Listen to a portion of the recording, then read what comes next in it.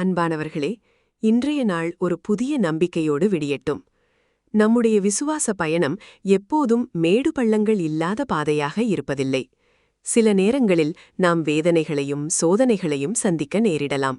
ஆனால் இறைவனின் நித்திய மகிமையோடு ஒப்பிடுகையில் நாம் அனுபவிக்கும் இந்த துன்பங்கள் மிகவும் தற்காலிகமானவை என்பதை நினைவில் கொள்ளுங்கள். வேதம் நமக்கு இவ்விதமாக வாக்குறுதி அளிக்கிறது. கிறிஸ்து இயேசுவுக்குள் நம்மை தமது நித்திய மகிமைக்கு அழைத்தவராயிருக்கிற சகல கிருபையும் பொருந்திய தேவன் தாமே கொஞ்ச காலம் பாடனுபவிக்கிற உங்களை சீர்படுத்தி ஸ்திரப்படுத்தி பலப்படுத்தி நிலைநிறுத்துவாராக என்று 1 பேதுரு 5:10 வாசிக்கிறோம்.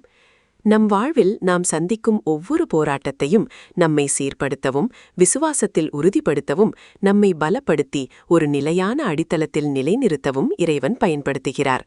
உங்கள் கடினமான காலங்கள் உங்களை அழிப்பதற்கல்ல, மாறாக உங்களை ஒரு மேலான நிலைக்கு மீட்டெடுப்பதற்கே என்பதை உணர்ந்து கொள்ளுங்கள். ஜெபம். அன்பு இறைவா, உம்முடைய அளவற்ற கிருபையின் மேல் நான் என் நம்பிக்கையை வைக்கிறேன். ஒவ்வொரு சவால்கள் மூலமாகவும் என்னை செம்மைப்படுத்தி என்னை உருவாக்குவதற்காக உமக்கு நன்றி செலுத்துகிறேன். சோதனைகளின் நடுவே நான் உறுதியாய் நிற்க உம்முடைய பலத்தையும் உம்முடைய அன்பில் நான் என்றென்றும் நிலைத்திருக்க உமது தெய்வீக சமாதானத்தையும் இப்போது பெற்றுக்கொள்கிறேன். ஆமேன்.